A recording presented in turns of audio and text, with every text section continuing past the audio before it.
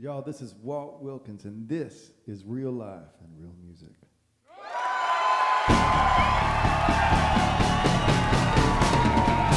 Real Life, Real Music Radio with your host, Kyle Hutton.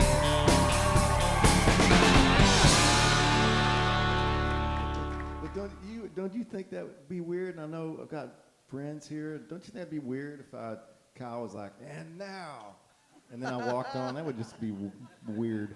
Can I tell you though? I mean, and you might remember this because here's the thing: in my office, I have hanging on the wall the first season poster of Real Life, Real Music that we ever did, and we did 12 shows in the first season, and Walt and Tina closed season 1 of Real Life, Real Music back in 2007.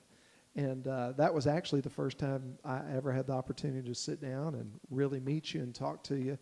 That was absolutely an amazing time. And back then, I used to do the introductions, and then the stage was over there, and the sound booth was up here. And I would say, ladies and gentlemen, please welcome to the stage, Walt and Tina Wilkins. And then they'd start playing like one of your songs while you walked up here and got into place. And it was about 2 seasons in where I realized that was just making everybody really, really uncomfortable. And so we stopped. We stopped with the Big Star intro. But thank you for being here tonight. Dude, thank you. This is a great honor. I love this. I think you're, because I like you. And then you're also so smart. And then when we talk, I leave going, man, I just feel like I learned something. Oh, me. Okay. Well, if you're going to throw that out there, we have been talking, and we've caught up a little bit on family, and we've talked already and pondered some of the heavier things going on in the world. So I'm going to ask you, just for me, if you would kick off. I'm trying to decide between Trains I Missed, Poetry, and Somewhere Tonight. Someone Somewhere Tonight. I think I want you to play the last one first. Okay. You bet. I never forget that when I started playing gigs, or I try never to forget that I'm just grateful when anyone shows up, and so, and anyone wants to hear any song. Because there's no guarantees ever. Yeah. When you start playing, there's no guarantees that'll ever happen once. Yeah. So I'm honored that you want to hear a song. And I actually had 2 requests earlier from people, and so I'm already in a great mood. And also today in Austin, on my way out of town, I stopped at my favorite place, which is Juice Land, and I got my 2 smoothies for the drive. And while waiting there, and I go to Juice Land like a lot, and all the hippie kids know me by name, and they must think I'm a house painter because I'm always there. And apparently, for them, they're like, this guy has no job. And I don't know. And he's just knocked off. He just started painting someone's house and then quit at 10:30. And is coming to get a smoothie, and that's the most hopeful scenario, probably from their perspective. But so I was waiting there for my smoothies today, a golden milk latte, and one called the Originator. And so a lady came up, a young woman came up, and just said, "Can I have my picture with you? I can't believe that you're just here." And I go, I'm here every day. It's not that big a deal, But she said, well, I'm such a fan. This is her. I'm not. And she said, I'd like to have a picture. So I took the picture of us, and I looked over, and those hippie kids, they were like, what the hell's going on there? What does he do?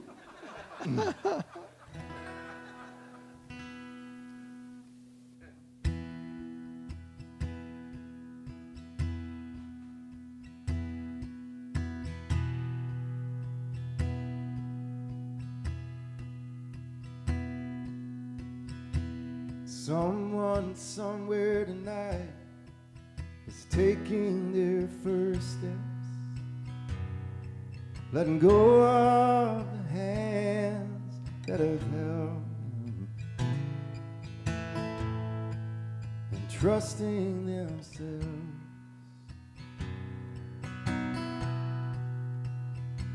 While someone somewhere tonight is hearing their last rites and hoping with all their might that there's something else.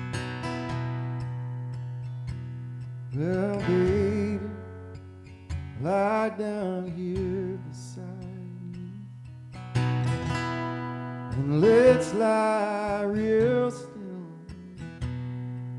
and tell me you love me, and you always will.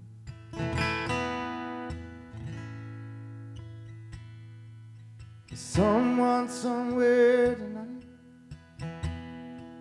is tasting their first kiss, whispering softly this way for this night to go on.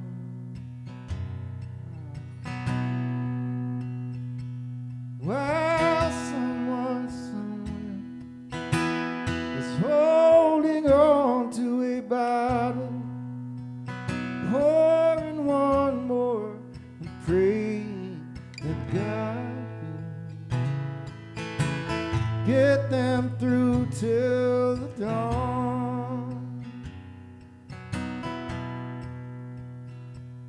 Well, baby, lie down here beside me, and let's lie real still. Tell me you love me,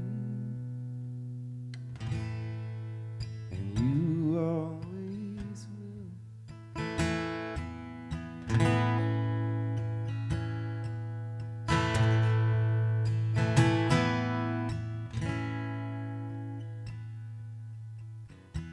Someone somewhere tonight is stuck in a prison.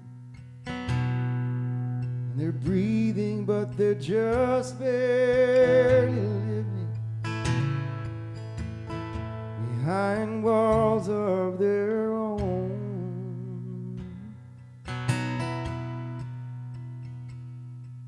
And someone, somewhere tonight, just found their own wings, found some beauty, found some truth, found some meaning in spite of it all.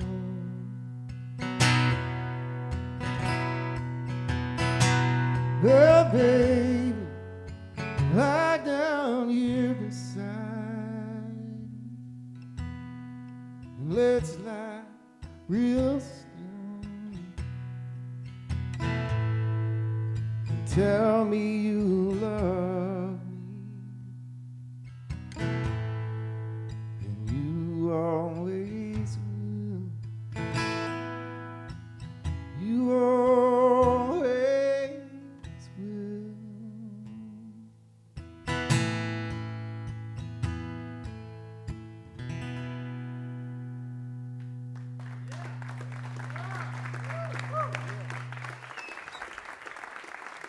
Thanks, Sean.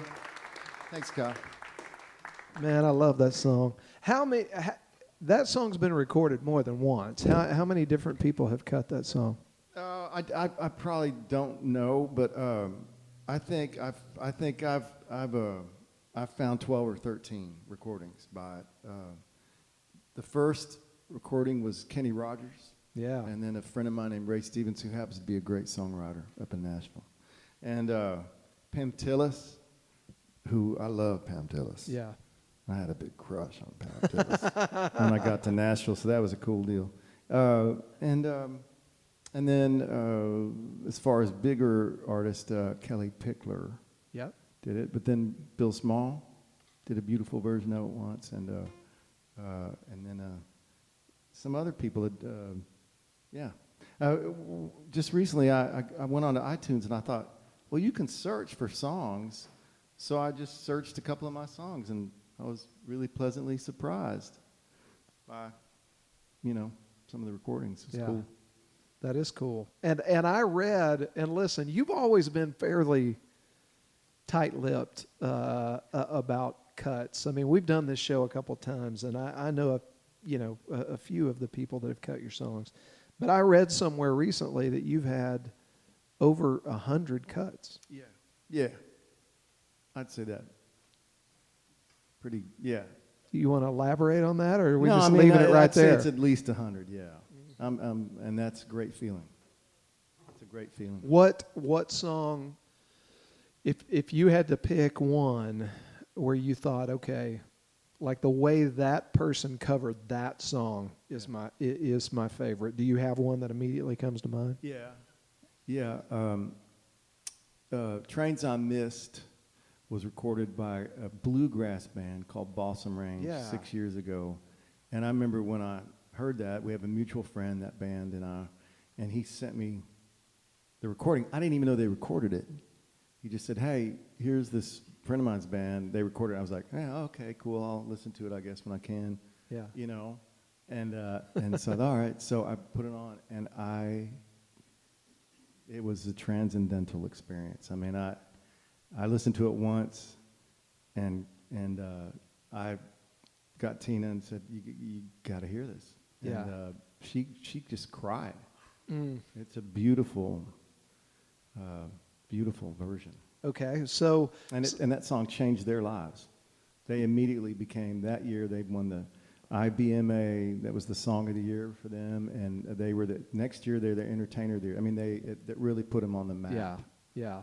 The bluegrass map. It's a great song, and when you were here the first time, actually over there, when we were over there the first time, Trains I Missed was out on Texas and Americana radio for you guys, and it was at the top. It was doing really, really well, and I remember that song was fresh to me at that time, and like, what an amazing deal. So I mean, since we're on that one, obviously, the listener, it's one of those deals that's written about a universal truth in a way that allows every listener to just kind of put their own story behind it. But where did it come from for you?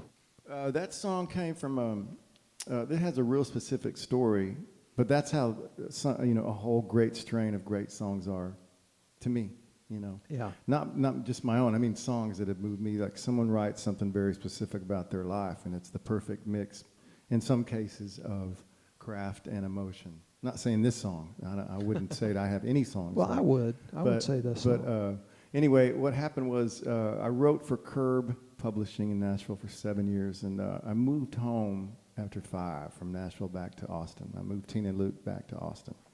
And there was a guy there who wrote songs for Curb. You got to realize Nashville, it's like everyone they wrote really poppy stuff, and I was the scruffy, weird uncle kind of character that they kept re-signing even though I never had a hit, but they would go see me play and think, you got to have a hit. I mean, it's inevitable, right? So a guy named Gilles Guittard, who had several of these really poppy country hits in the 80s and 90s, he kept saying to me, we need to write together. And that's a real common saying in Nashville. You've been there enough to hear that. We need to write. And I'm always like, why do I need to write with you? But so I avoided him, even though I liked him. He's a friendly guy, a great guy, and he's really steel guitar player, neat guy. So finally, during one of my trips home from Austin back to Nashville to fulfill contractual obligations, which is to write songs and hand them in. Yeah. I put Gilles on my schedule, And he said, here's my idea. And he gave me the title, Trains I Missed. And he brought a friend of his with him, who I wasn't even supposed to be in on the writing session, but there she was. And he told me, he said, this is inspired by watching you. The first time I saw you play, after you went home and came back, and you played at a place called Douglas Corner. And I played a gig, and I remember that night. It was a good night. The club was packed, and I invited some national friends to sit in, and we played this kind of great night. Yeah. And he said, I thought it's nice to see you happy. Like I had no sense you were this happy guy. So he said, here's the title, Trains I Missed. You know, you missed the Nashville train. You didn't have a bunch of hits. Good for you. You went home and you play music, and that's what this song's about. Huh. And no kidding. And it's one of those things it just kind of spilled out. Yeah. Doesn't happen very often. And kind of wrote it as fast as it would come out. You want to play it for us? Sure. The song's had a cool life. It's had a cool life. It's been recorded by a German country rock band and a Dutch guy and some other folks, and it's had a neat life. Mystiqueros. I mean, this song really was our cornerstone of getting started. Got us on the radio and got us gigs and got us established a little bit. So.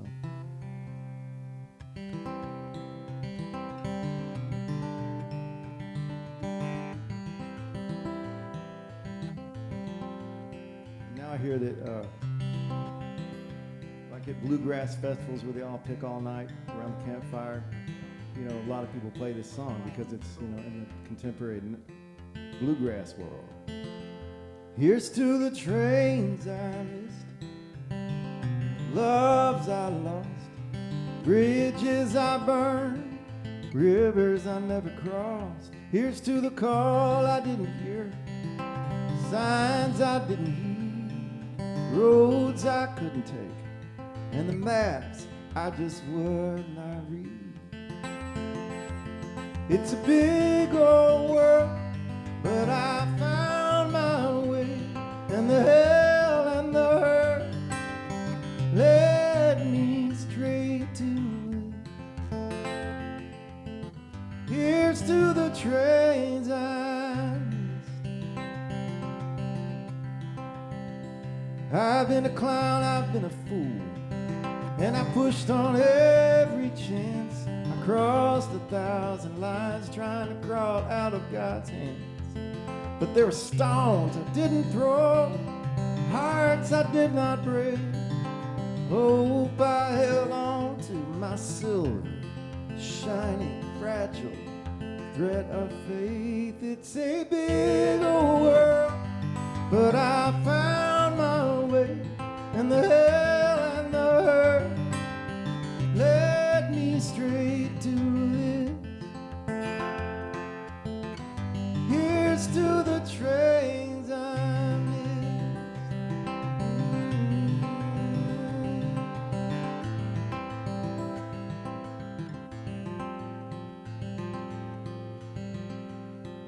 Here's to this place I found, and all the love I know, the earth and sky that I call home.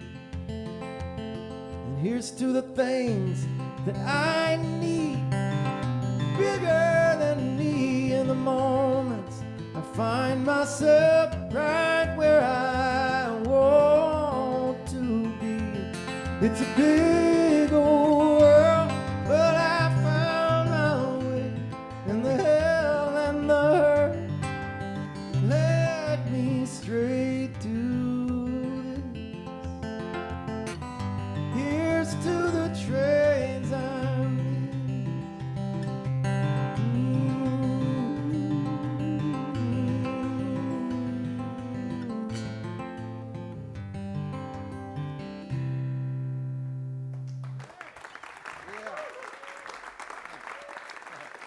Thanks, Kyle. Thank y'all. This song was cut, I hope this is interesting, it may not be, but it was cut by a guy named Big Joe Walker. Okay. he lives in Dallas, and he's a great singer. And he recorded a version of it produced by James. I can't think of his name. You might remember. He was Brandon Ryder's bass player for a long time. Real big guy. James Heartless. And he did a version of this song that is just sublime. It's beautiful. And so in his Big Joe's version, I have the line that says, "Here's to the things that I believe bigger than me." That's what I'd sung for years. And he put in, "Here's to the things I need bigger than me." I was like, that's really better. You know? So. That's funny. Okay, so playing off of that line of thought, so you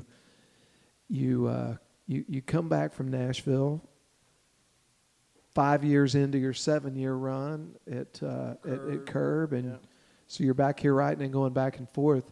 What was it like plugging back into the Texas scene? Were you plugged in as an artist before you went to Nashville? And like I know obviously, you know, we all heard the songs from Pat Green about Walt Wilkins lives in Nashville, and you know, like so obviously there was some fertile ground back here. It would have never.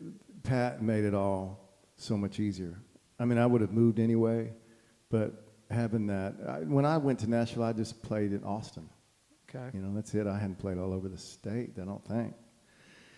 And when I came back, I would always come back, living in Nashville, come back and play, and started playing Dallas, Houston a little bit. I can't remember where I played in Houston, but I know I did. But anyway, Pat made that all possible. I mean, he made it happen faster, to where I would have people come out. And I can't tell you how many times I would hear this. Some kid in the 20s would go, "You know, I'm here because, you know, I want to see you. You're not that old." You know, 'cause that song says, "Oh, Walt Wilkins." You know, they're like, "Well, you're picturing kind of an old grizzled guy, you know," which I am now. But at the time, I was less so. Pat's a forward thinker. He's a forward thinker. He's riding into the future. So Pat made it a lot better, you know, by having those songs. So you get back here and you plug in, and since then, I mean, you've written with a ton of the guys that are out running up and down the road now, or produce their records. Yes. What is one of the more pivotal, what you would consider more pivotal songs maybe you wrote with an artist that did a version of it on one of their records? Or, you know, like what's something where you came back, and was there a moment when you came back where you kind of went, "Man, I think this is going to work"? Yeah. Well, God bless Pat. Also, Corey and I wrote a few songs. I had a song. I wrote a verse about him. I always felt really.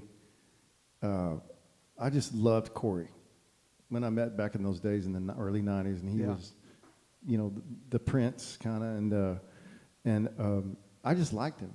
And this was in, you know, he was wild, but he was always sweet. You know, he was self-destructive, but he wasn't mean to anyone else that I ever saw. I just liked being around him. I always thought he's a neat guy, and I liked his voice. And I liked that he really liked trying to play the guitar. You know, he's always trying to get better. Not so much Pat, you know. I mean, like, I would put a guitar in his hands on the bus all the time. "Play some guitar." He's like, "I don't want to play that." But he won't mind me saying that. He'd laugh. But so Corey, I wrote a verse about him.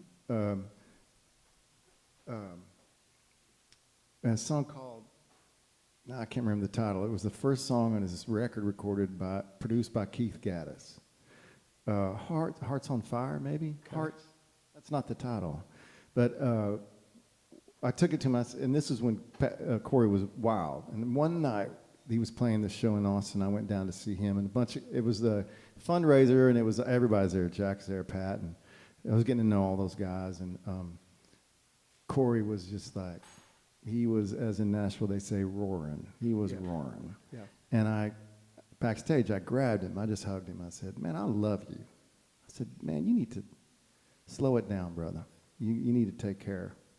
And so somewhere after that, I wrote this verse about him, and I showed it to him. I said, "Let's write this song. Here's the idea I have for a chorus, and here's the first verse." And we did. We finished it. I like that song a lot. And Gaddis produced it. And Keith Gaddis is just one of the great the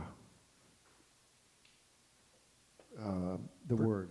Producer, songwriter. Yes, great songwriter. He has a record that's, to me, one of the 10 greatest country records ever made. He's what's it called when not everyone knows who you are?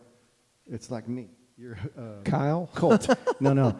He's a cult guy, for people, especially songwriters. Yeah. And Gaddis produced that record, and Gaddis loved that song and produced a great version and put it first on the record.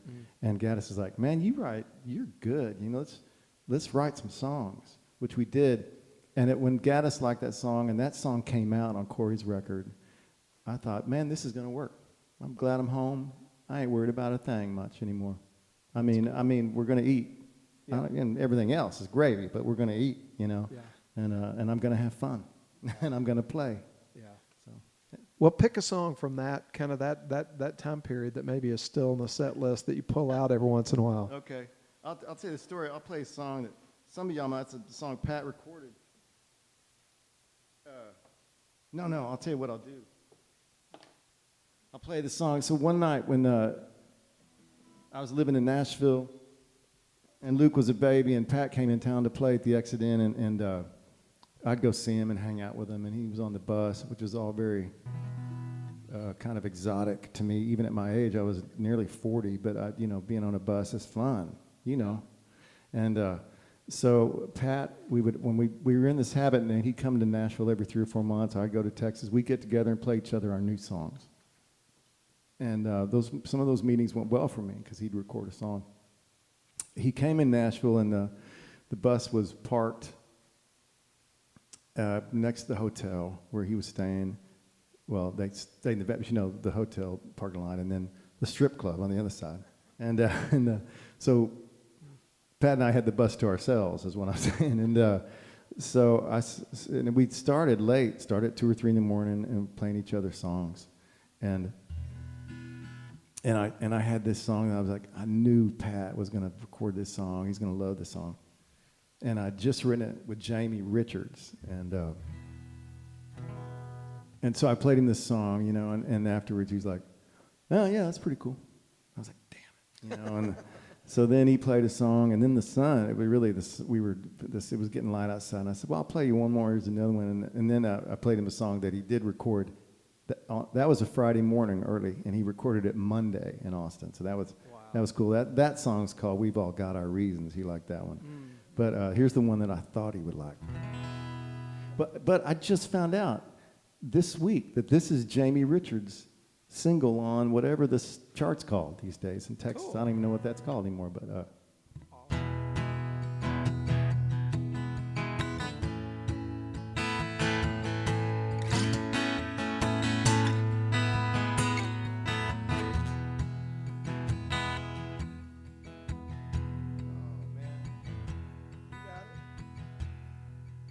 the boys and I used to pitch in for the gas and drive to Dallas, trying to find some girls that didn't know anything about us. And we just drive around and shoot pool. Never met one girl from SMU, but we did our best with the privileges of youth.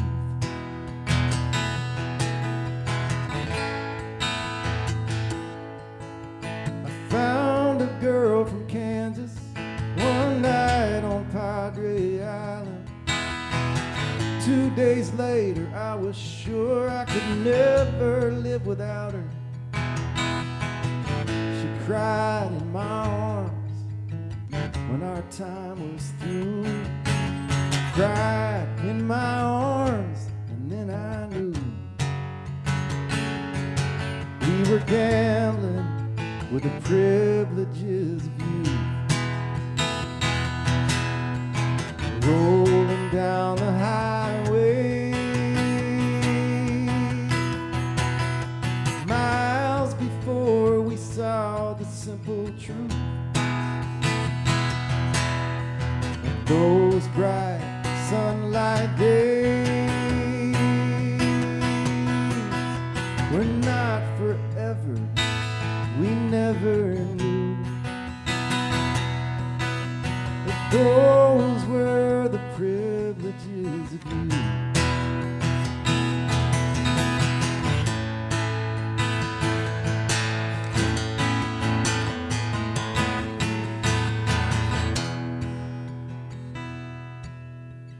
Frank was the first to marry, patron of the family business.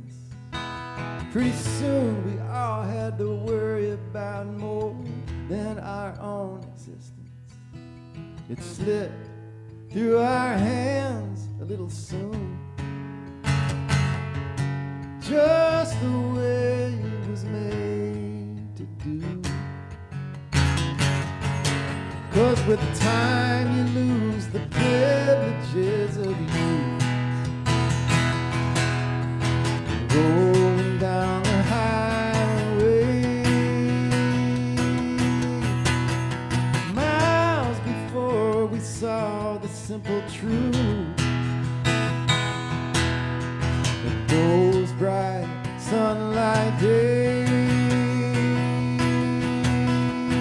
were not forever. We never knew that those were the privileges of you. Yeah, those bright sunlight days.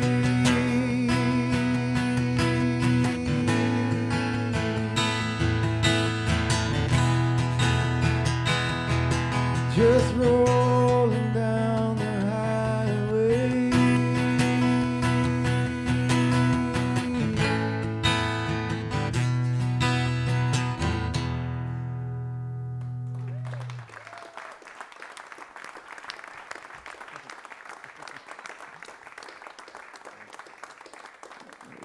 A lot better response than Pat that night. Okay, but now back, pick one of the ones that Pat's recorded. Okay. Well,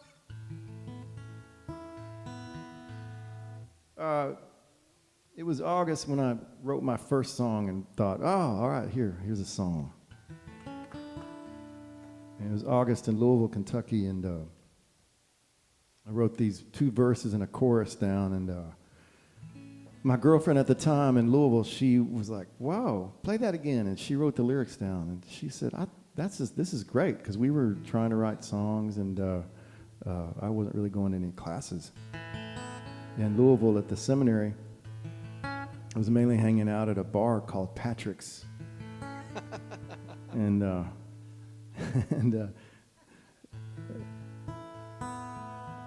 wrote this. I was just homesick. But I thought, when it was done, I thought, all right, this is song 1. Here it is.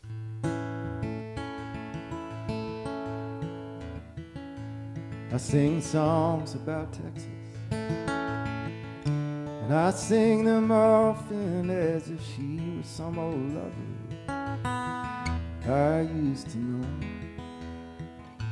I wish I could follow them back to the homeland every time I hear one on my radio. Twin fiddles play in my memory. My daddy sang about the wonders of old Cowtown.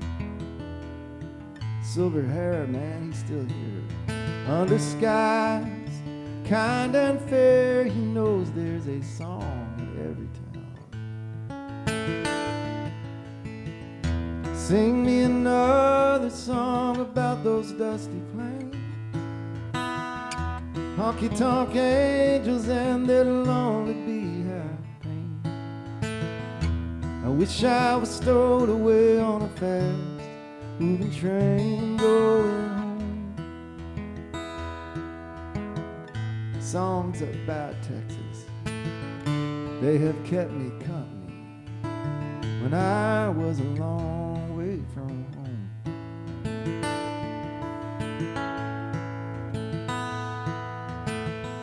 Nothing is short of gospel hymns, that's why folks keep writing them.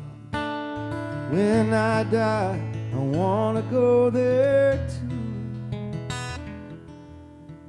Someday I hope to walk along heaven's streets, and I'll still be looking for good brisket meat, and I know I'll hear Lefty Rizzel's voice in the air. Sing me another song about old San Antonio. Seems like a dream now, it was so long ago. Guy Clark, he was my coat from the cold.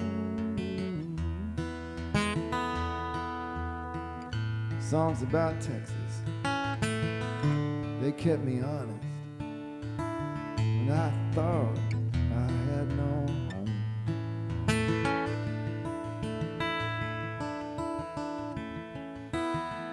When the night is real, real still, I swear I can hear a whippoorwill. She knows that there's music in the dirt down here.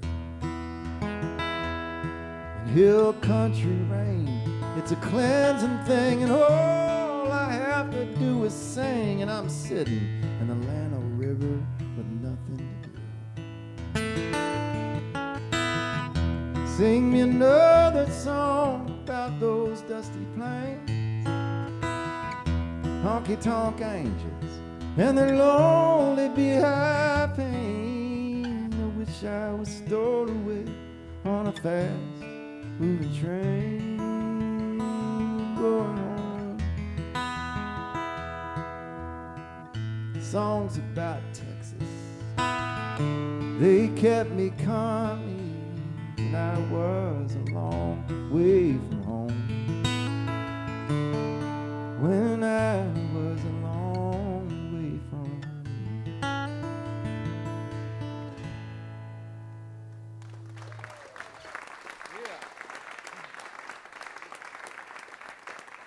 Thanks. Boy, that was a long time ago. That was a great start, though. Wow, what a great! I mean, everybody knows that tune, man. Everybody Well, from Texas that drives around with their windows down. Yeah, it was in the pretty, summertime. It was a lot of fun when it was the anthemic, you know, in that era for a certain age strata of Texas kids. It was a lot of fun. And now we're older, Yeah. and we hear that song, and we want to be irresponsible like we were when we were in that strata, but we're Yeah. not there anymore. Yeah. No. Much more to lose. Yeah. One time, when I was in Nashville, came down to play South by Southwest, and Pat invited me. I didn't know him well, but he invited me to go. He said, "Hey, we're playing at Green Hall, you know, the Saturday night of the festival of South by." So I went with some friends down, and we got there kind of late, and it was kind of a wild day. It was a fun day. We'd gone to San Antonio, and I was showing some Nashville people, you know, the Manger Bar and Alamo and that kind of stuff. And had a great day and I said, well, let's go. I don't know what this will be like, but this guy's playing at Green Hall. So we got there late, you know, in the show. So we pulled up, had to park a mile from Green Hall, as you know. And you can hear the music. And we could hear this entire, you know, dance hall singing that song. Yeah. And that was a good memory. Yeah. That was a good day. That is a good day. Are y'all having a good time? Everybody doing okay? Okay. All right, here's the deal. I'm talking too much, probably. Man, I told them I was going to be comfortable. If y'all, you know, you can always tell me to shut up, and I won't. I'll just talk longer. I'm wired like that. So here's what we need to do. We do need to kick off the radio portion of our show with a liner. It is edited for rebroadcast. I didn't tell you earlier. You can hear our show every week in this market on 99.7 KVST, which is K-Star Country. There's a variety of different internet radio stations. Rebecca Creek Radio. If you're driving through San Luis Obispo, California, you can tune in and listen to it. They play this thing. Yeah, they play us. Coke FM in Austin, in your fair It's right here. city. So there's a lot of places to listen to it. And then also you'll see some video cameras set up around. We're capturing it for the podcast. And here's the interesting bit of trivia. If you listen to the radio show, Not that Walt would ever say anything off color that might cause me to have an FCC violation. Jack Ingram did all of that for all of us 2 weeks ago.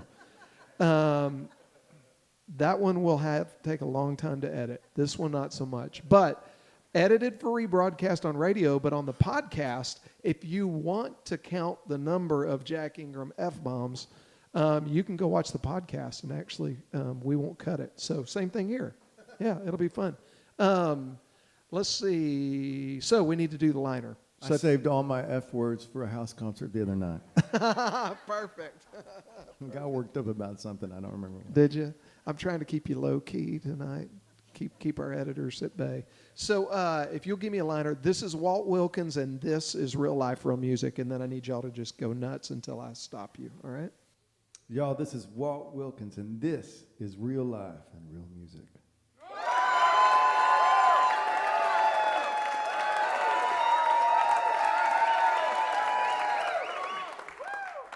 Perfect.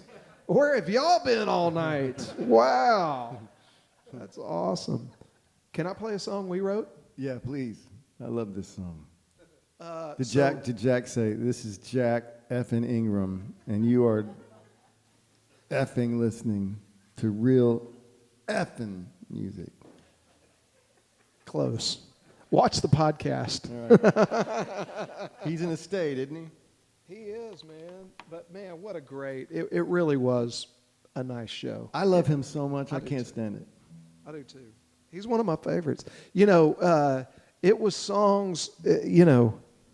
First off, when I made my first couple of trips to Nashville, I think it was my second trip to Nashville, his record, Hey You, was on the side of the Sony building, you know? Yeah. And just the fact that there was a guy from here that was doing that was just a cool deal. And then the song Biloxi was kind of changed How I felt about it. the authenticity level and bar for songs for me personally. That's a great Can I song. borrow that pit? I think this is what I want. So one of the biggest compliments that I've had in my quest to write good songs was the opportunity to write a song with Walt. And then you could have just knocked me over with a feather the day he called me and told me that he had recorded it and put it on a record. And I love this song. then it ended up making another record. And so anyway, and somehow it feels like we might have wrote it for today. How do you mean? I don't know. There's just so much crazy stuff going on in the world right Oh, you now. mean we could have written it today. For today. Yeah, You know what I mean? Yeah, it's a timeless song. Yeah. I like this song a lot. Yeah.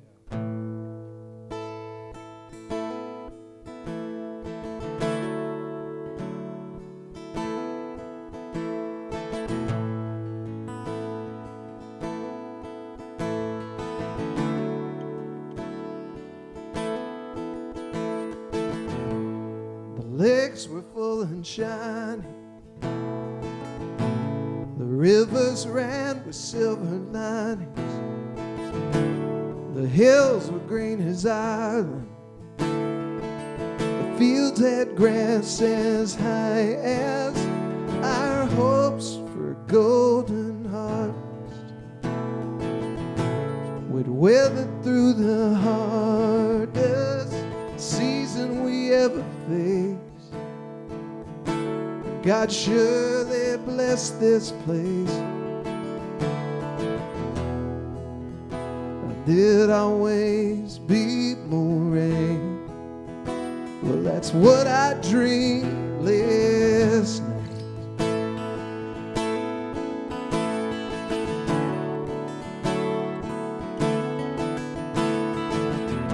And no children ever went missing. And mamas always listen. Yeah, and daddies always stay.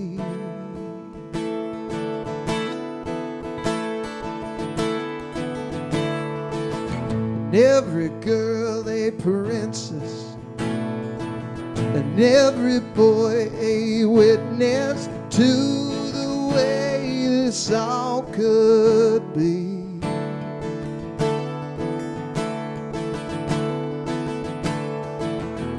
And there was never another childhood stripped away. Yeah, that's what I dreamed last night. Yeah,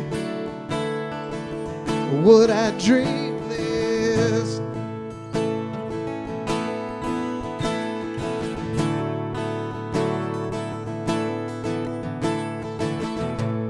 And I dreamed more, that we forever ended war over gold and over borders, or someone's high and holy orders. And while the generals rattled their blades, we all gathered in the shade, 'cause every soldier made it home today. Yeah, every single soldier made it home today. That's what I dreamed last night. Yeah, that's what I dreamed last night.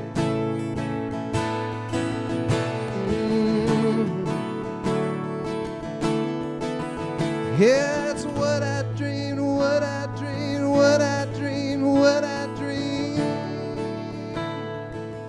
what I dreamed last night.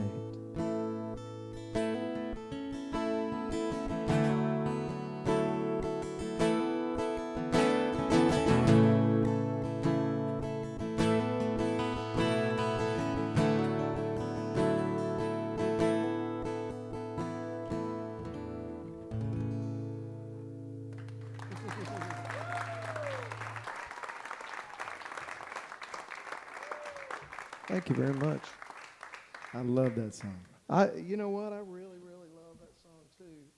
And it's kind of a funny story if you haven't heard it before. We wrote that song at a picnic table at Rudy's Barbecue on I-35 in the middle of lunch hour. Round Rock, Texas.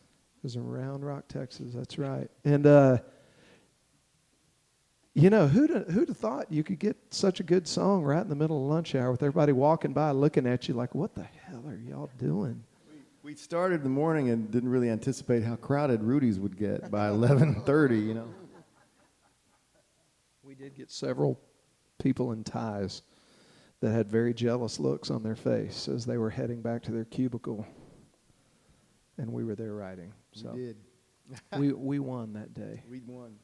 Well, what do you want to play next for us? Let me ask you a question about a record that I haven't talked to you about it yet, about the recording of it. And I think it was recent. It was recorded a while back, but recently released, and that was a record that you and Kevin Welch did together. Right. Yeah. It was a live recording, in Colorado somewhere? No, it's in Austin. It's Austin? a place called Okay. the Rock Room. It seats 45 or 50 people. Okay. Tiny place, really vibey. And a guy there named Steve Stagner has a series called Live from the Rock Room. His first live record from there was by Greg Trooper. Cool. He's a friend of mine that I really adored, and we lost him not long after that record was released. And then the second one is this one with Kevin and I. We did these concerts in this place 2 nights in a row. And Kevin Welch to me he's like Yates. I mean, he's heavy, unrelentingly heavy, and the best. He's the best, and I'm lucky that I get to play with him, and luckier that he's my friend. You know, I think the world of him, and he's been a good friend to me on a couple of occasions, and I'm still scared to death of him. You know, like I was telling you earlier, I'm not scared of anybody playing rounds. It took years to play with Kevin to kind of settle in and just enjoy it. But we did 2 nights, and Kevin's father had passed away a week before. And the first night of those 2 nights, he was great, because Kevin's always great. To me, he's the best, sitting with a guitar. But he was different. He's kind of shaky and maybe a little off center. He's still great. I'm sitting here just like this with him. Yeah. Second night, he was touched. It was just, it was as if I could see Kevin being connected to the cosmos, and I didn't even want to play. I just wanted to listen. He was so good. So that record is you know, I mean, 20 years ago, if someone had said, yeah, someday you'll make a record of you and Kevin sitting around playing, I would have laughed. Mm. It was a good experience. I don't like the way I sound on the record. I feel like I'm yelling the whole time next to Kevin's. It's like Kevin is a really great Irish whiskey, and I sound like a boat drink. You know, like I just sound like a goofy thing with it's pink, you know, and it's probably got rum, you know, or something. Well, the song selection of the numbers that you put on there, you put a lot of my favorites on there. Would you pick one that you want to play from that session? Well, the truth is I have no idea what the songs are on that record. I can tell you. But I hope I had 2 requests coming up here, and I don't know, I hope one of those songs is on the record. Hold on, I got to pull it up Okay. real quick. Oh, I know one of the songs. Okay. I think. Hold on here. I do believe that one is on there. Okay. Well, here's a song that's on that record, and it's now I've recorded it 3. I think it's on that record. Chris, are you looking too? Yep.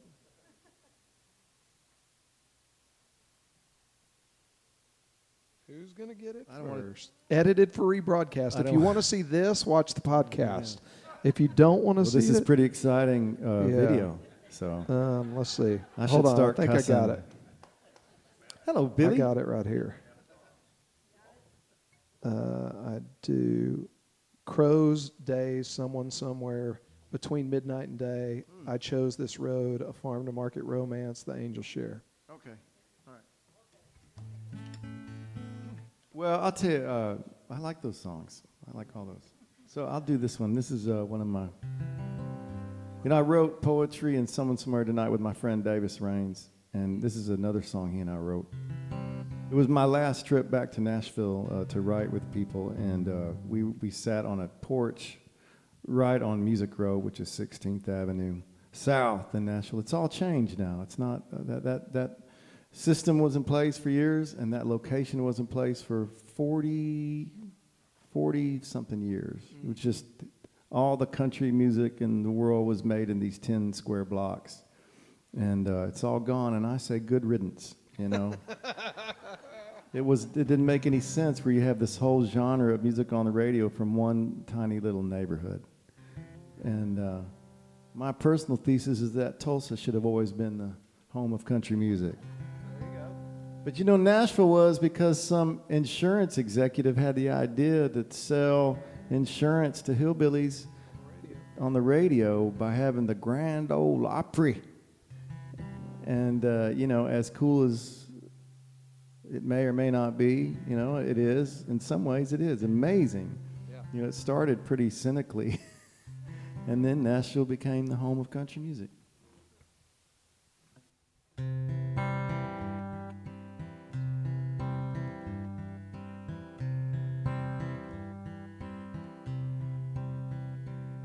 I'm a soul survivor and a Sunday driver and a tiger on Saturday night.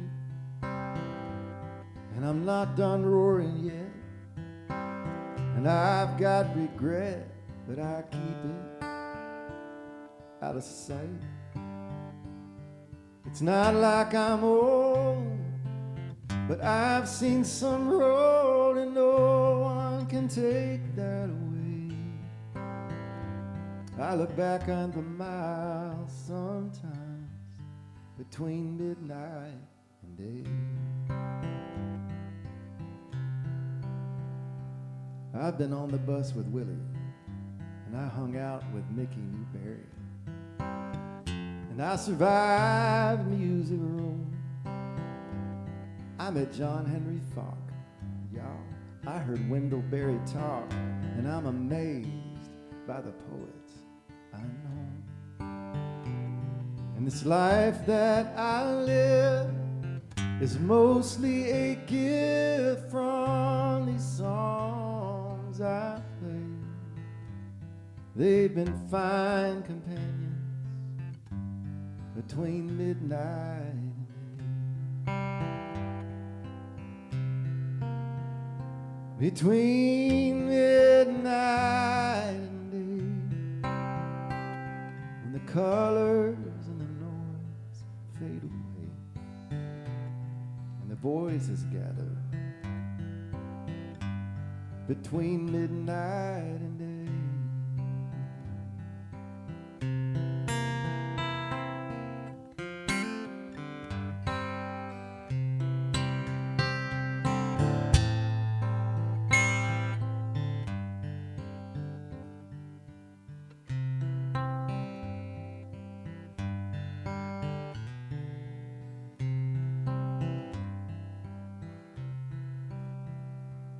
When the hands meet up at 12, and I'm alone with myself, and the angels and the ghosts become more real.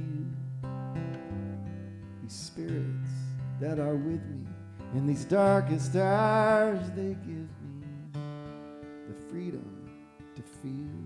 And when sunlight sweeps the sky and fills my eyes, and I'm up and on my way, I'm grateful for the quarter turn between midnight and day. I'm grateful for the hour between midnight and day.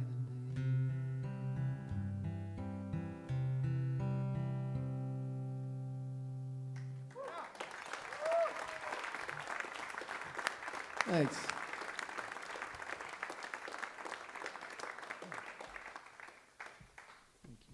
All right, so you kind of glossed over your time in Kentucky. Oh, well, there's not much to talk about. I was the worst seminary student ever. I went because one of my heroes, guys a little older than me, said, "Man, I think you should go and you should try this thing." And man, about day 6, I was like, "Man, this is not for me." But I was meeting some cool people, and the truth is, I had nothing else to do. I was 22, and I was kind of digging the fact that I was living in another town and just living on my own in Louisville. And so some really cool things came out of my time there. I was a student for a year and a half, and then I worked at a TV station for a while, and then I was homesick and thought, well, I'm going to go to Texas, or I swear this is true. I had read somewhere that they were tryouts for an Italian baseball league, and that the tryouts were in either Lexington or Winchester, Virginia, somewhere in Virginia. And so I loaded up my car, and I sat on the porch where I was living with some friends. We were all sitting on the porch, and I was all bummed because I was leaving the next day. These people were so nice to me. And either I was going to Texas or I was going to Virginia. I couldn't make up my mind to go try to play Italian baseball. And then the phone rang, and someone went and got it, said, "Well, it's Fuse." So I went in there, and then I got a job at a TV station. So I stayed in Louisville for a while longer, worked at a TV station. There you have it. There you have it. It's not that. There was a lot of great things that happened, though. I met a Catholic girl. I'd never met one, really, in Texas. So.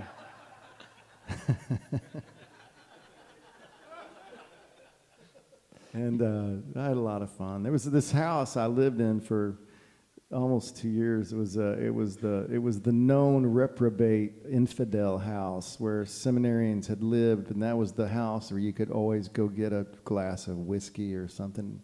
And these guys, they were so much old. They were so much smarter than me. They're a year older, and they were the smartest guys at the seminary. They lived in this house, and at some point I got to live, and you kind of worked your way up. So I lived in a closet, basically. But these guys would stay up all night and talk theology and philosophy and art and music. I mean, Springsteen. Yeah. They could talk about Springsteen from 1 till 7 in the morning. And then they'd go to school, one of these guys is on, those TV shows about secrets of the Bible or any kind you see. This guy's on that all the time. He's a professor at Harvard. Wow. And he's just a great guy, man. So I met some guys that I just love and had a great time. And one of them is CPS. He's been a Child Protective Services guy for his entire career. Mm-hmm. He went back home to North Carolina. I love him. So anyway, it was a great experience. Yeah. Well, I've heard you say before, the short answer to that question is I wanted to be a pastor, but I love beer. Yeah. In fact, I didn't even really want to be a preacher. I wanted to be a counselor for kids. I always loved kids. Yeah, I just thought, man, that was one way to go. Yeah. But 6 days on, I was like, man, I'm never going to work in a church. I know that. Yeah. Yeah. Well, one of the things, and I wanted to tell you this, I've played this song for my pastor here locally, and I think, I don't know, I love how authentic you are about stuff, what's going on in your head and in your heart, and I think that if anybody's being honest that's on some sort of a spiritual quest, they understand Seven Hillsides. You know what I'm saying? Because there's one thing to be an egomaniac or a narcissist, which that happens a lot in a lot of public environments, including churches. Never heard of it. But there's a verse in the Bible that says, work out your own salvation with fear and trembling. And to me, that Seven Hillsides, man, is painting a guy at a crossroads of how do I reconcile all this in the face of what I'm having to deal with. And I love that song. Tell us where that came from. I wonder if you played that for us. I'd be honored. This song's another song that's had a neat life. And it came partly from that seminary experience. It might be the thing I got out of seminary that was the most valuable. But when I moved to Nashville in 1990, at the end of 93, a friend of mine from Texas moved there for a different reason. At the same time as we were hanging out a lot together, and he pretty soon had a girlfriend from Tennessee, and the three of us hung out a lot. In fact, lived together for a while, and they got married and had a great life. But Tamara, her grandfather was a Baptist preacher in a little town called Tazewell, and that's way deep Appalachia. And I grew up partly on Air Force bases. I was never, scared of any certain type of person until I went to deep Appalachia. I played the Appalachian State Fair 3 years in a row, and that is. Have you seen the TV show Justified? Anyone? Yeah. Well, there it is, and I'm completely into that show, and but anyway, he was a preacher, and it's a little tiny town, so he wasn't just a preacher. Little church, Baptist church, couldn't afford, a preacher. But he would do the services on Sunday, and of course he had other jobs and all that. Yeah. But that Appalachian religion is scary, But the story she told, there's a true story that he one day performed 7 funerals in one day of boys shipped back from World War II. That's a tiny town. So 7, that's a huge chunk of that. Yeah. The future of that town. And one day when I was living in Louisville, I took a drive just like I would do in Texas. Just took a drive, just getting to know my state. And I was with my buddy Tommy, and we were just driving all over the hills of Kentucky, and we just happened on the Everly Family Cemetery. Huh. Like the Everly Brothers, yeah. And I just never forget what that cemetery looked like, and that just on a hillside, and there was Ike, their dad and all that, but beautiful, but from a South Texas plains boy, our hill country, they have mountains. Anyway, that image of that cemetery really stuck with me, ended up in this song too. But it's anyway, it's a true story, and I knew I wanted to write a song about it. It took a long time. For a year, I just would write things down. I couldn't find the handle of how to tell it, and the storytelling, you know. And I was writing at the time with a really great songwriter named Nisha David Sheridan from Canada. He had moved to Nashville, and we hit it off. When we were writing together so often that he and his wife, they went ahead and rented the little place next door to where Tina and I live. And so we could write once a week. We wrote on Mondays, and so one Monday I said, all right, let me tell you the story that I had I'll show you what I have started. And, Nashville, you write every day with different people. That's just how the culture is still. And we started that song and worked on it for half a day, and Nisha and I thought, we're onto something here. So we canceled all of our appointments the rest of the week, and we worked on this song all week. And that was our job. And I was excited to go play it for my publishing company because I knew it was cool. I know a good song. Yeah. Always have. And so I played it for the head of the publishing company and 3 of the song pluggers. And when I finished, they wouldn't look me in the eye. They were embarrassed for me. They thought it was such a dumb song. And I looked around that room and I went, I'm leaving Nashville as soon as I can. I'm not going to stay here much longer. Yeah. Because if they don't get this. The one guy that wasn't at the meeting turned in my recording of it. He took it. He listened to it once, and he drove it to Ricky Skaggs' house. He calls me, look, man, I drove that song. I said, wow, do you know him? He goes, no, I don't. He goes, I just want him to hear this song. Wow. I said, did he like it? He said, he just finished a record, and so he's not going to listen to it. He doesn't want to hear anything new. He just finished his gospel record, and it's real traditional bluegrass gospel, like Blood of Jesus. And he asked me, does that song like that? And I said, no. So he said, but I tried. I wanted you to know I tried. I like the song. I said, thanks, man. The next day he calls. He goes, Skaggs just called me. He's going to cut his song, and he's stopping production on the artwork and everything because he feels so strongly about this song. And that's pretty cool. That record won a Grammy. Not the song, but that whole record. And I never got to meet Skaggs, man. I think he's cool. I always did. But I just talked for a long time about this song. Great story. But anyway, he's and thanks, y'all. Thank you. The what's called a demo recording. We had done a demo recording in Nashville at a friend's studio and put this really cool demo recording of it. It's over 5 minutes long. It goes on forever. Skaggs' version is note for note, wow, like that demo. Wow. That's a compliment from a guy like him. Yeah.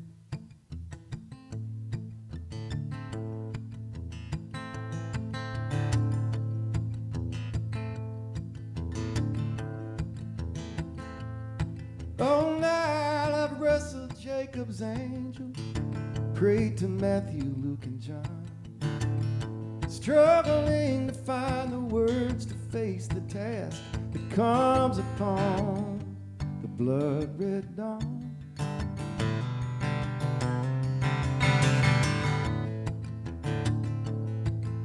I've buried men before their time, alcohol and sick lungs, and how to bury 7 of these Appalachian miner sons who stormed the beaches wave on wave and sailed home to these rocky graves and family plots that bear their names. Tomorrow I'll walk up 7 hillsides, tremble before my flock on 7 hillsides. 7 sorrows, 7 sons, 7 mamas, everyone turn to me for the word of God. What could this mean? Yeah, I'll stand, good book in hand, shepherd to these precious lambs. What will I say? What will I say? What can I say?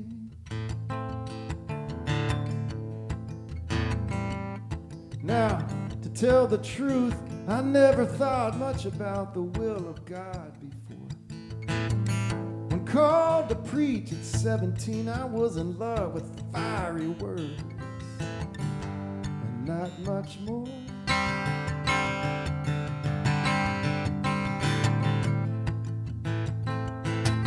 But the time has come to keep the faith for others shattered by their loss. Remind them of a loving God whose son like theirs paid the cost to save this sad and wicked world. Whose sacrifice our love has heard.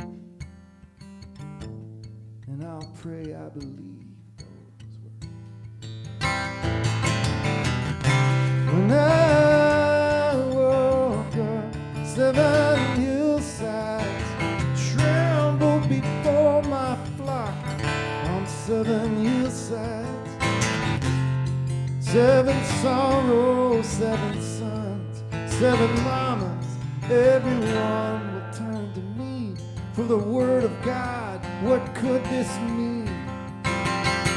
Yeah, I'll stand good book in hand, shepherd to these precious lambs. What will I say?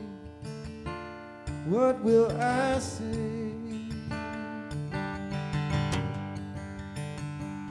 What can I say? What can I say, God? What will I say, God?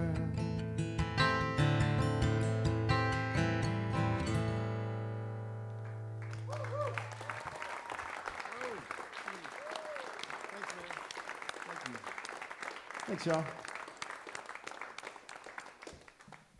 Love that song.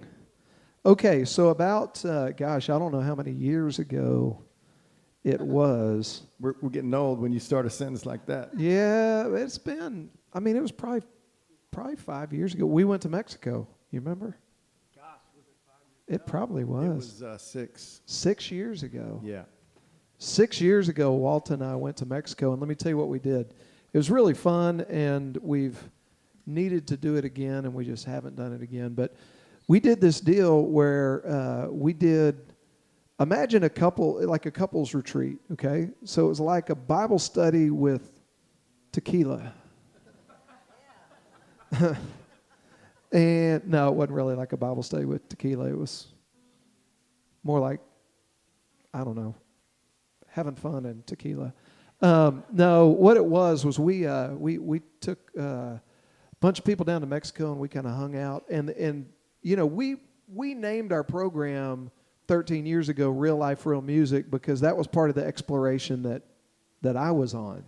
Like, where's the real stuff? You know, where's the stuff that talks about something? Where's the stuff that has some depth?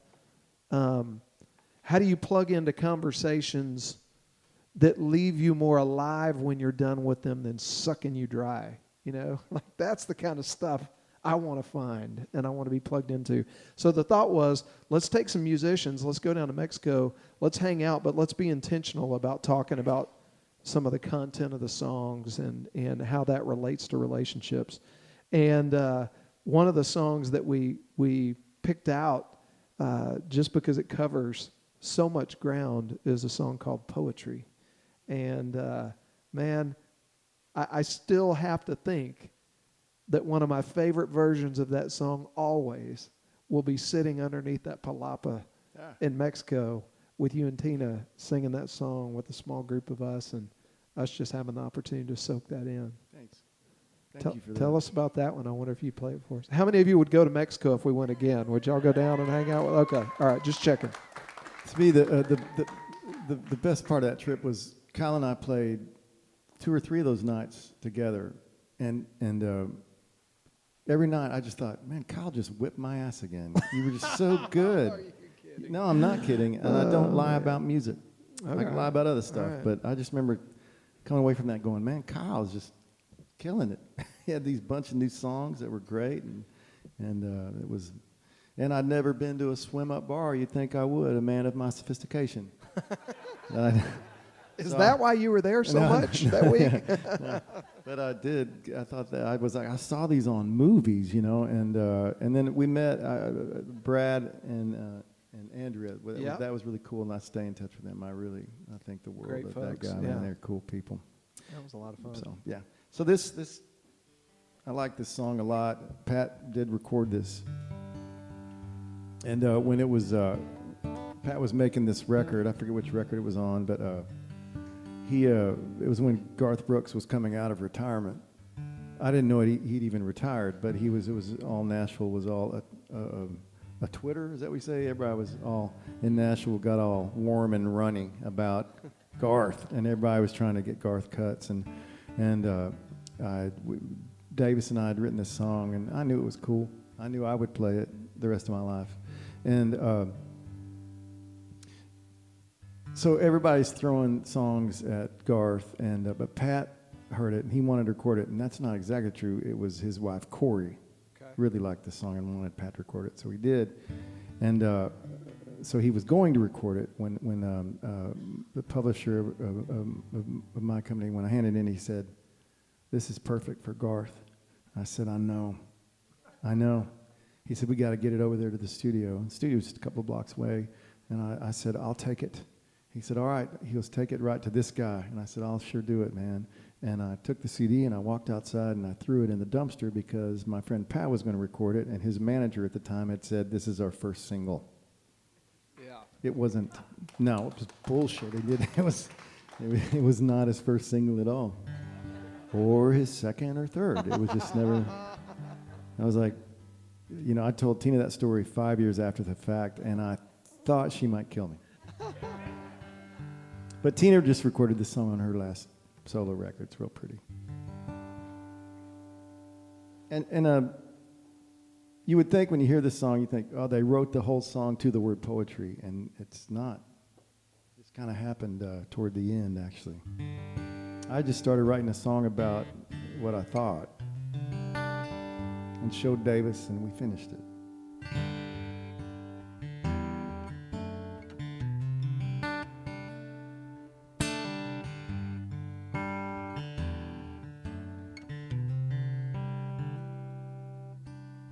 Some things I've done make my conscience burn, my very spine shudder and squirm. And I can only hope I've learned from my sin. I heard a voice when I was 13. I got baptized and washed up clean. But the world has a way, if you know what I mean, of scuffing you up again and again and again. I can't explain a blessed thing, not a falling star, a feathered wing, how a man in chains has the strength to sing. Just one thing is clear to me, there's always more than what appears to be when the light's just right. I swear I see poetry.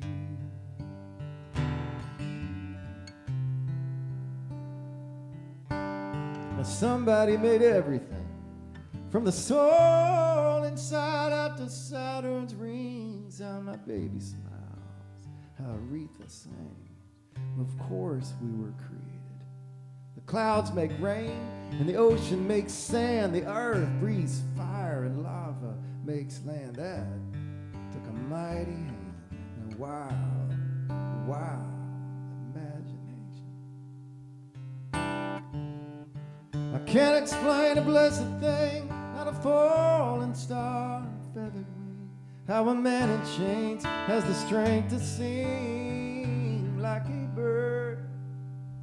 Just one thing is clear to me, there's always more than what appears to be when the light's just right. I swear I see poetry.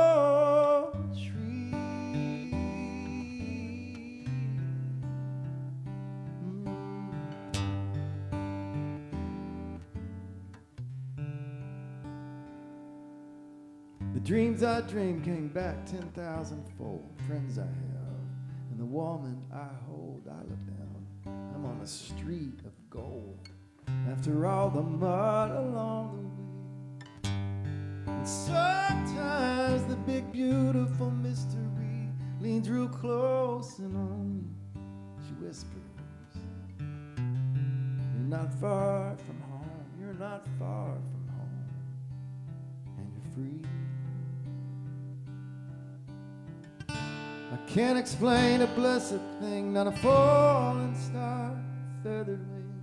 How a man in chains has the strength to sing hallelujah. Just one thing is clear to me, there's always more than what appears to be. When the light's just right, I swear I see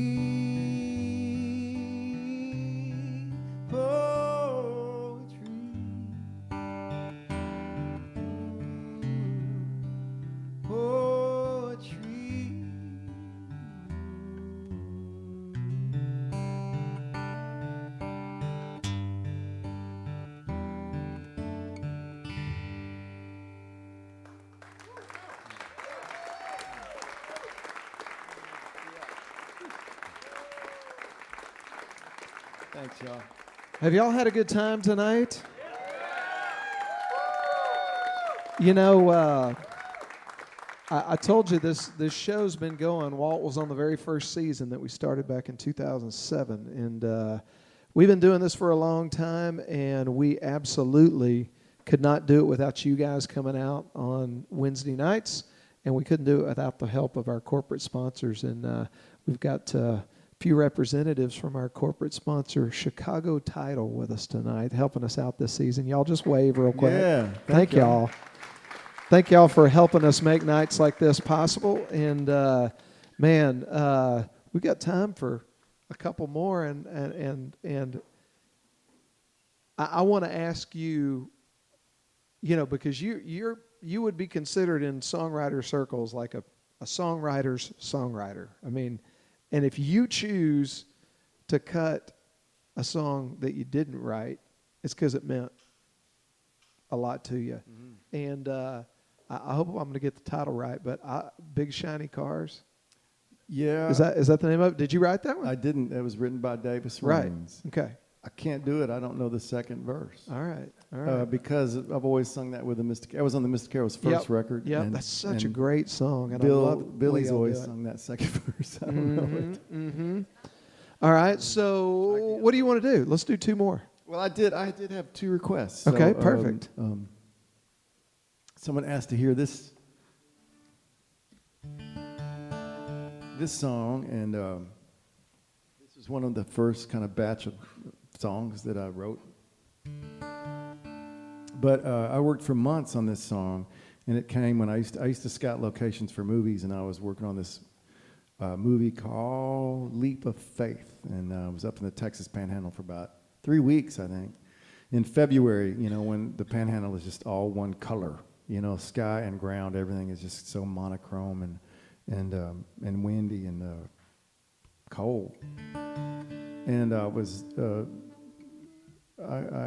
hold that area. My dad's from just south of Panhandle. He's from West Texas, and I have this romantic. I like to say I love West Texas as only someone can who hasn't had to live there.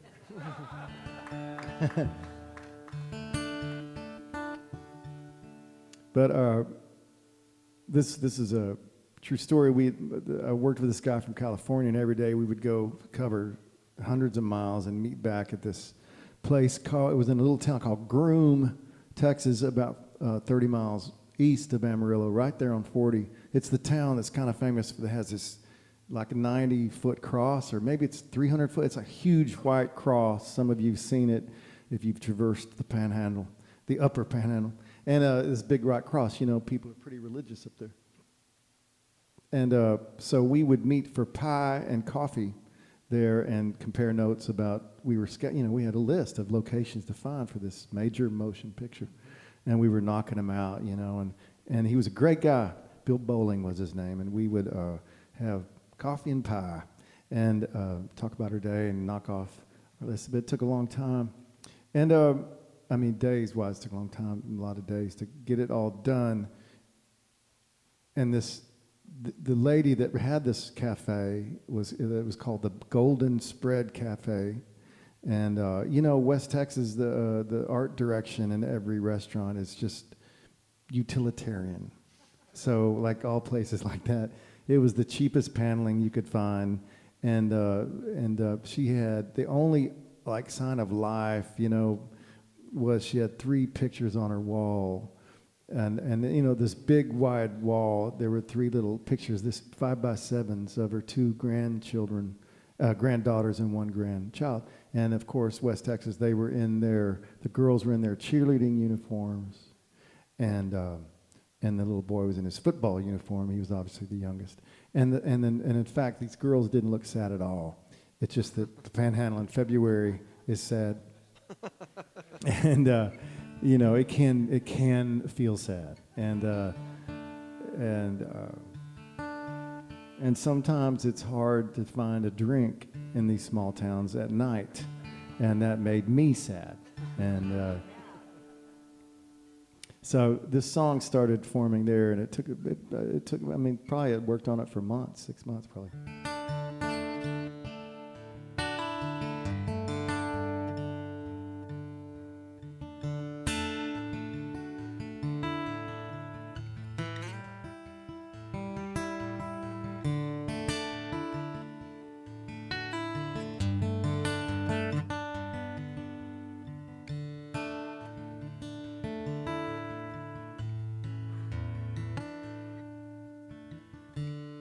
When the sun's light hit it bright on its way down, it was the prettiest thing in our little town. At every hour, you'd steal a glance at the plastic frame, the cracked glass that held the picture of Ruby's 2 sad daughters. Last mill closed when I was 9, Daddy left, and Mama cried again. I spent my nights cleaning Ruby's floors. Just another cafe on a windswept highway where farmers bitched weren't no good football anymore. This land that knows no laughter, this land that knows no water. We all had our hopes set on Ruby's 2 sad daughters.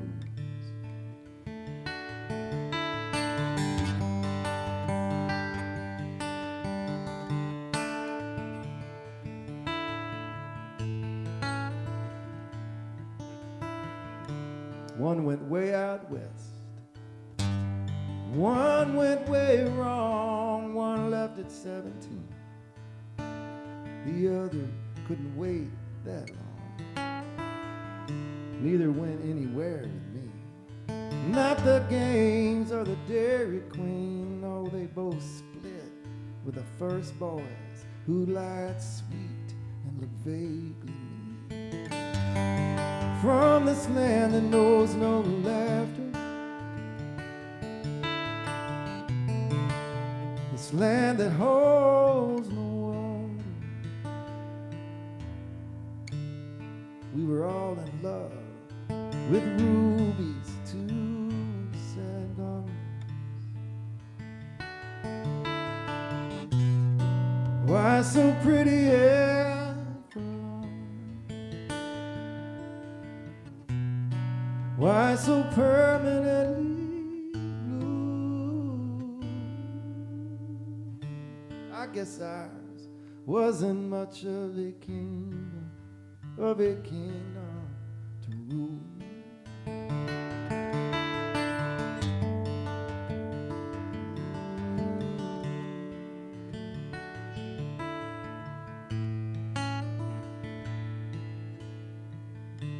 Now when the sun's light hits it right on its way down,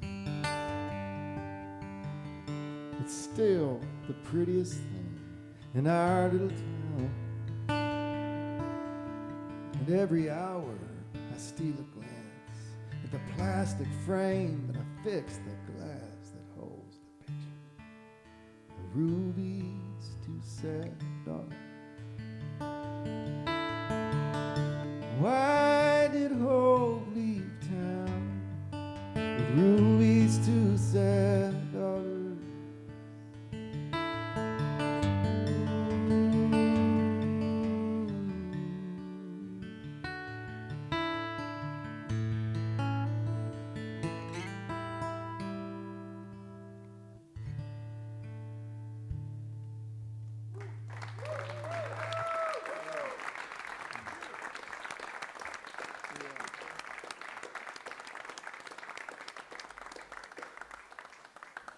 Not bad for a Wednesday night, huh? Everybody do all right? You have a good time? Thank y'all for being here. What do you want to take us home with, Brother Walt? Well, I had another request. I would probably play something different, but I'm honored. Like I said, I'm honored. It's meaningful to me that someone wants to hear a song, and I'm gonna play this song. Well, thank you for being here tonight. Thanks for driving in and doing the show with Thank us you. tonight, man. This really,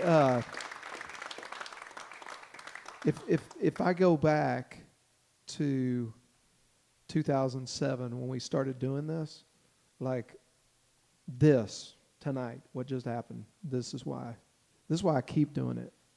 This is why I keep doing it. It's Well, nights like this, and they're not all like this, but nights like this. I bet they are. I'll tell you this: you're great at this, Kyle. You have so many gifts. A great songwriter. Kyle's last record just flattened me. It had so many. He just like you turned this corner and told the truth about so many things, and it's a great memory of that day we sat right here. Yeah. But so thank you. It's an honor. It's just an honor, and it's always fun to sit with you. And I had this thought I wanted to say about going to Mexico. It's the first time I hung out with Tara, and I got to start to get a picture of her that is now full blown and what y'all do. But that picture of her vibrant heart, it's just all heart. That girl. So. It was that Mexico trip was fun for that reason too. It was kind of a weird weekend. Tina and I were fighting a lot of the time, but the swim up bar helped that too. And it's marriage, right? Yes. And that's what this song is about. I wrote this song for my wife, who is right now. She and my son Luke are in the Netherlands. Spending a week with the friends there and having a great time. And this song I wrote for her after we had our first kind of fight. Pretty good one, I guess. Even both of us are bad at fighting. I guess the way to say that is neither of us are good at fighting. Both of us are bad. That was a pretty bad sentence, wasn't it? I broke some rules right then, didn't I? Oh, well.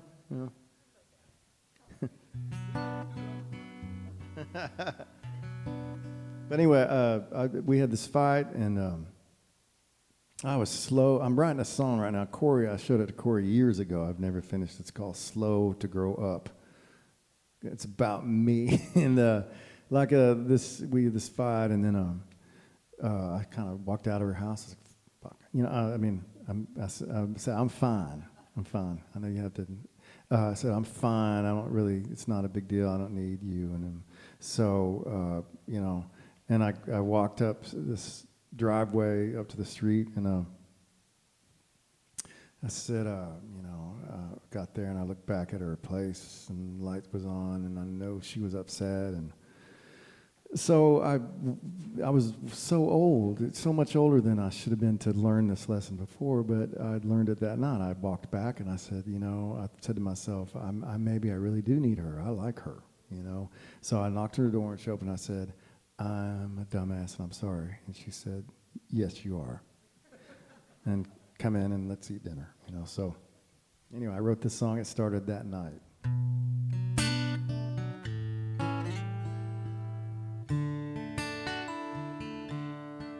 I talk too much, and sometimes I drink too much. In another life, I could get by on a stranger's touch. I broke some hearts, and I was broken too. And I might still be that way if it weren't for you. I've been known to shout about things I know nothing about. I let stuff roll off my tongue that should never get out. I spent 1,000 nights feeling born to lose, and I just might believe that too if it weren't for you. Here I am, this old hat in hand, kicking pebbles down your driveway. I'm a sorry man, because I talk too much. Tonight I drink too much, and I'm out here wobbling around like a pirate on a homemade cross, lost at sea.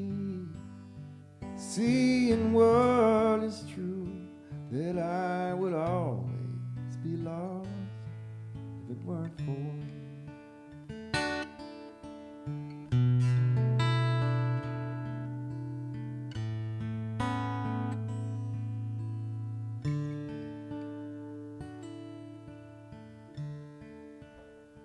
Now it's way past midnight,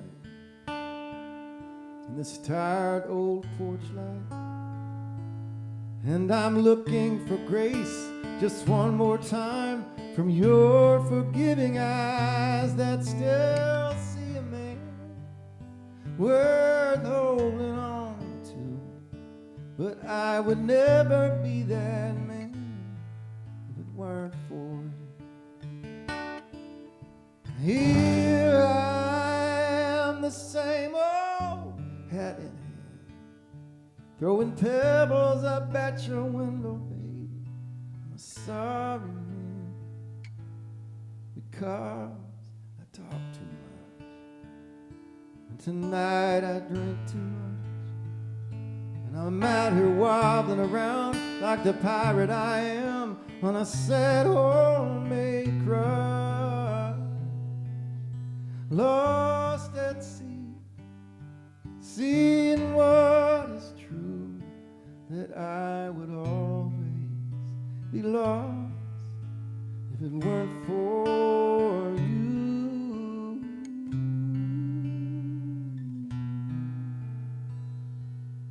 I would always be lost if it weren't for you.